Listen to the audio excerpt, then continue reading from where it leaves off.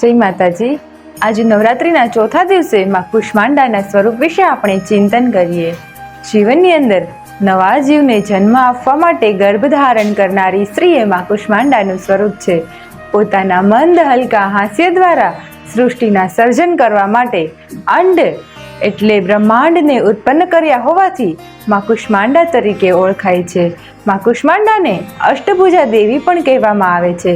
તેના 8 હાથની અંદર ક્રમશઃ કમળનું પુષ્પ, અમૃતપૂર્ણ કલશ, શંખ, ચક્ર, ગદા વગેરે તેમજ તમામ પ્રકારની સિદ્ધિઓ અને નિધિઓ આપનારી જપમાળા છે। માં કુષ્માંડાને સૃષ્ટિના આદ્યશક્તિ કહેવાય છે। સૃષ્ટિનું સર્જન કુષ્માંડા દેવીએ કર્યું છે। માં કુષ્માંડાને નારંગી કલર પ્રિય છે, તેથી સાધકે એ દિવસે નારંગી રંગના વસ્ત્રો પહેરવા અને માલપુઆનો ભોગ ધરાવવાથી મનની અંદર અર્થપૂર્ણ વિચાર આવે છે। જય માતાજી, ધન્યવાદ।